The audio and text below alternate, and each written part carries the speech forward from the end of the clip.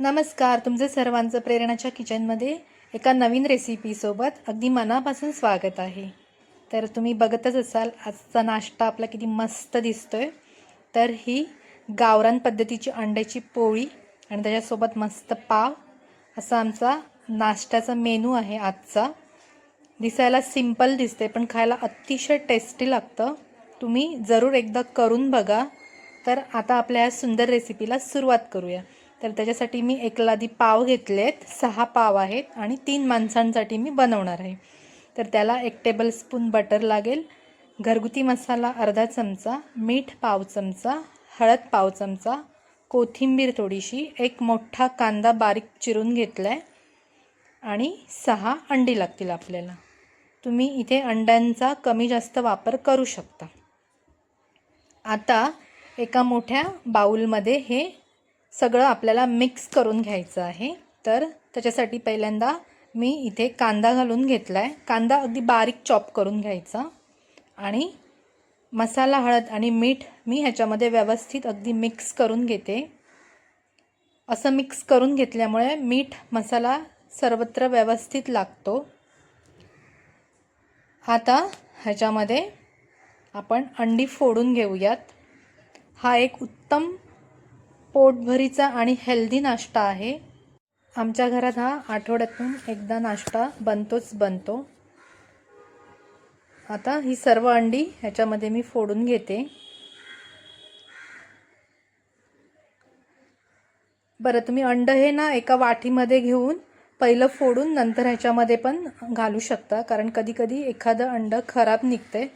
पण आज जरा मला घाई होती म्हणून मी डायरेक्ट ह्याच्यामध्येच फोडून घेतले अंड. तर ही एक काळजी तुम्ही घ्या.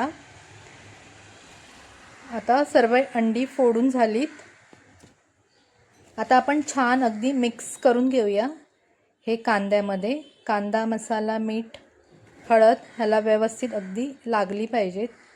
इथे काट्या चमच्याच्या साहाय्याने पण तुम्ही अगदी व्यवस्थित मिक्स करू शकता. जेवढं तुम्ही फेटाल तेवढी अंड्याची पोळी एकदम फ्लफी आणि सॉफ्ट होईल. खायला पण अगदी मस्त लागेल. तर बघा, मस्त कलर आला आहे. आता व्यवस्थित फेटून झालंय. तर थोडीशी मी इथे कोथिंबीर घालून घेते. हे मसाल्यामधील अंड्याची पोळी खूप छान लागते. इथे तुम्ही मिरचीचा पण वापर करू शकता. थोडीशी हिरवी मिरची जी कमी तिखट असते ती पण इथे घालू शकता. त्याने पण एक चव वेगळीच येते. हे बघा, अशा प्रकारे मी 2 ते 3 मिनिट व्यवस्थित फेटून घेतलंय. आता आपण अंड्याची पोळी भाजून घेऊयात. तर त्याच्यासाठी मी एक पसरट पॅन घेतलंय. इथे मी थोडंसं बटर घालून घेतलंय. इथे तेल पण तुम्ही घालू शकता, पण बटरमध्ये खूप छान लागते पोळी. जर बटर वापरायचं असेल तर मीठ थोडं कमीच घ्यायचं, कारण बटरमध्ये पण थोडं मीठ असतं म्हणून. बटर छान गरम झालंय. तर आता मी ह्याच्या पोळ्या काढून घेते. तर मी हे मिश्रण जे आहे ते एकदम घालणार नाही, तर 2-3 पोळ्या मी काढून घेणार आहे. असं चमच्याच्या साहाय्याने थोडं थोडं घालून. आता झाकण ठेवून 1-2 मिनटं वाफवून घ्यायची, कारण त्याच्यामधला आतला जो कांदा आहे तो शिजला पाहिजे म्हणून. आता एका बाजूने भाजून झालंय, तर दुसऱ्या बाजूने मी पलटून घेते. पोळीला खूप छान मस्त कलर आलाय. परत 1-2 मिनटासाठी मी झाकण लावून ठेवलंय दुसऱ्या बाजूने भाजण्यासाठी. तर आपली पोळी झाली आहे.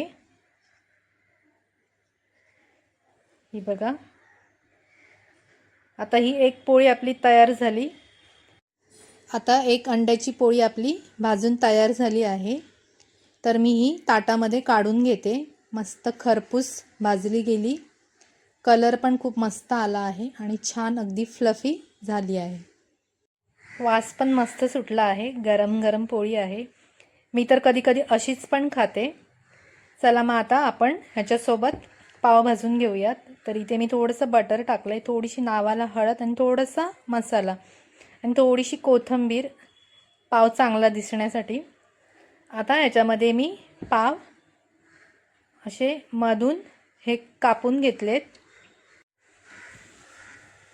आता तव्यावर असे ठेवून चांगले गरम होईस तोपर्यंत भाजून घ्यायचे.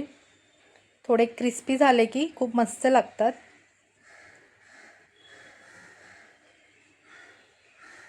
परत एकदा असे दाबून चमच्याने घ्यायचे. दुसऱ्या बाजूने पण छान अगदी भाजून घ्यायचे. बघा खूप मस्त दिसत आहेत आपले पाव. आता हे भाजलेले पाव मी या ताटामध्ये काढून घेते. बघा किती खूप मस्त आणि सुंदर आपला हेल्दी नाश्ता तयार झाला आहे. जेव्हा नाश्त्याला काहीच नसतं तेव्हा ही अंड्याची पोळी आणि पाव खूप एक उत्तम नाश्त्याचा प्रकार आहे. ही एक पटकन आणि झटपट होणारी रेसिपी आहे. खूप मस्त लागते. तुम्ही एकदा नक्की करून बघा. तर बघा पावात हे ऑमलेट घालून घ्यायचं किंवा पाव तोडून त्याच्यासोबत आमलेट खायचं. कसंही खाल्लं तरी खूपच भारी लागतं. प्रेरणा शिरोडकर चॅनलला नक्की लाईक, शेअर आणि सबस्क्राईब करा. तर ही होती आजची आपली साधी आणि सिंपल रेसिपी. तुम्ही जरूर एकदा करून बघा, तुम्हालाही खूप आवडेल. तसंच पारंपरिक रेसिपीज जर तुम्हाला पाहायच्या असतील तर ह्या चॅनलवर तुम्ही नक्की पाहू शकतात. परत भेटूयात एका नवीन आणि इंटरेस्टिंग रेसिपीसोबत. माझा हा पूर्ण व्हिडिओ पाहिल्याबद्दल थँक्यू सो मच.